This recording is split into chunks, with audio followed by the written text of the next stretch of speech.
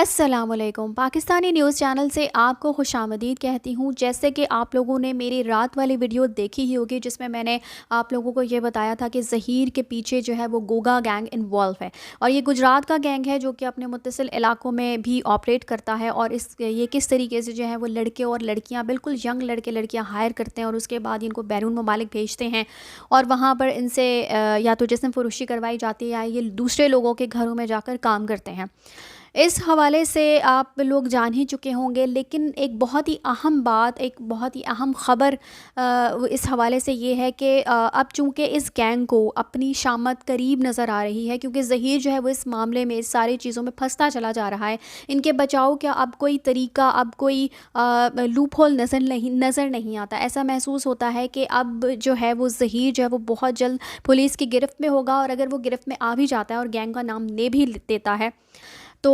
اس سے گینگ بہت جلدی پھنس جائے گا، اور ظاہری سی بات ہے کہ یہ کوئی چھوٹا موٹا گینگ ہے نہیں، کافی بڑا گینگ ہے۔ تو ظاہری سی بات ہے کہ اس کے پیچھے جو لوگ انوالو ہیں وہ کبھی بھی پولیس کی گرفت میں آنا نہیں چاہیں گے، اور چونکہ اس کو ویسے بھی سیاسی سرپرستی حاصل ہے تو ڈیفینیٹلی وہ کچھ نہ کچھ ایسا ابھی بھی لاسٹ مومنٹ تک کرتے رہیں گے کہ پولیس کی گرفت میں وہ لوگ نہ آ سکیں۔ تو ایسا محسوس ہو رہا ہے، جو کہ دعا زہرا کے انٹرویوز بھی دکھائے جا رہے ہیں جس میں وہ ایسے محسوس ہوتا ہے جیسے اس کو نشہ دیا گیا ہے، اس کی آنکھیں چڑھی ہوئی ہوتی ہیں، اور جس طریقے سے وہ بات کرتی ہے اس انداز سے اس کو دیکھنے سے ایسا محسوس نہیں ہوتا کہ اس کے اوپر کوئی تشدد کیا جاتا ہے یا ایسا کوئی معاملہ ہوگا، لیکن ضروری نہیں ہے، کیونکہ اس طرح کے جو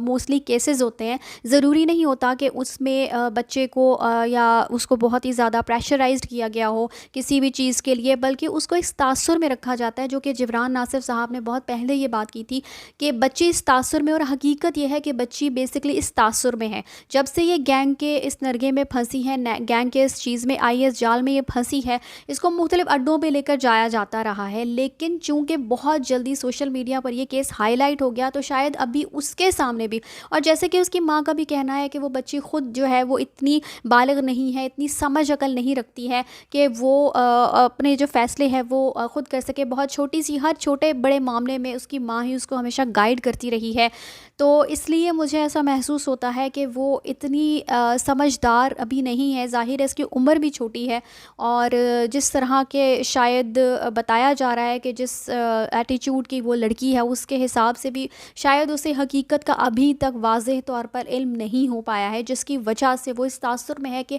وہ ایک تو خود آئی ہے اور اس کو بہت اچھے طریقے سے ڈیل کیا جا رہا ہے، وہ فرمائشیں کرتی ہے، چیختی دھاڑتی ہے، مجھے یہ چیز چاہے، مجھے وہ لا کے دو، اور اس طریقے سے اس کی جو فرمائشیں ہیں کسی حد تک شاید یہ لوگ پوری بھی کرتے ہیں۔ تو اس وجہ سے اس کو ابھی تک یہی تاثر دیا گیا ہے کہ تم جو ہو وہ ظہیر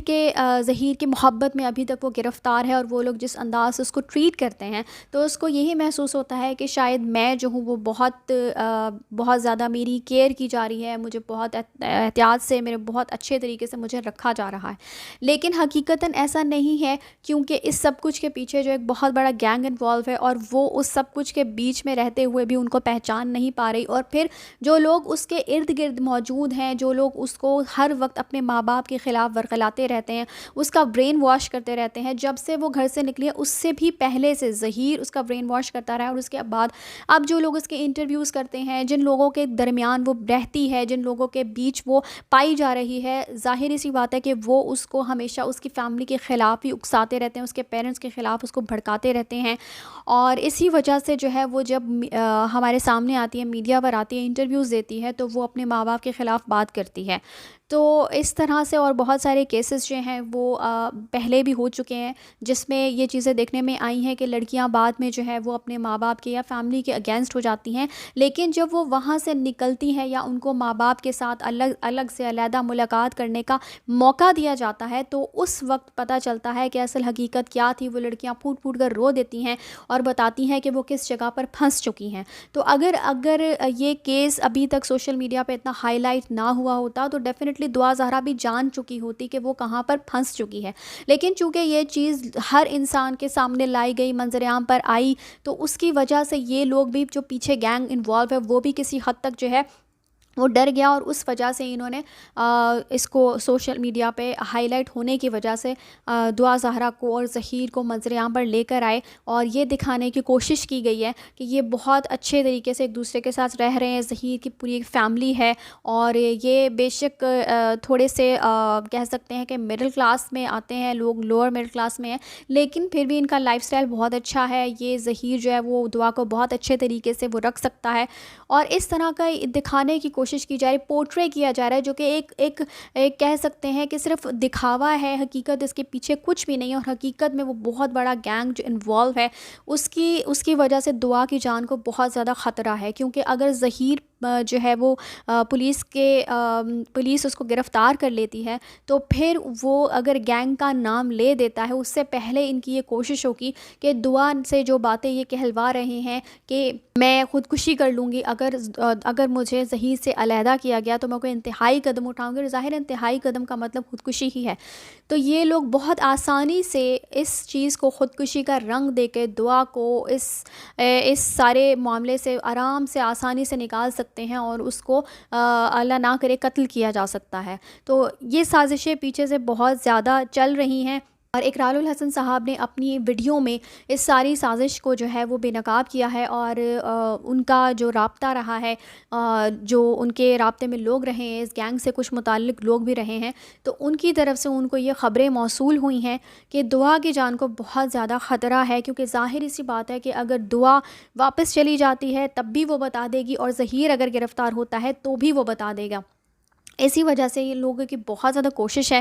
کہ دعا کسی طریقے سے اپنے ماں باپ سے نہ مل سکے, ماں باپ کے پاس واپس نہ جا سکے. انہوں نے ایک طریقے سے ایک دعا کو اپنے بس میں کر لیا. اس کا جو ذہن ہے, اس کا جو مائنڈ ہے, وہ برین واش اتنے اچھے طریقے سے انہوں نے کیا ہے کہ وہ اپنے پیرنٹس کو دیکھنا بھی نہیں چاہتی. لیکن جیسے ہی اس کو آدھا پونا گھنٹہ یا 2-3 گھنٹے میں ملتے ہیں اپنے ماں باپ کے ساتھ, جب وہ الگ بیٹھے گی اور یہاں سے کوئی انسان اس کے پیرنٹس کے علاوہ یا اس کے پیرنٹس جو ہیں وہ اس کو سمجھائیں گے تو وہ یقیناً وہ ساری باتیں وہ سب کچھ بول دے گی, کھول دے گی, جو کچھ تھوڑا بہت بھی اس نے نوٹس کیا ہوگا.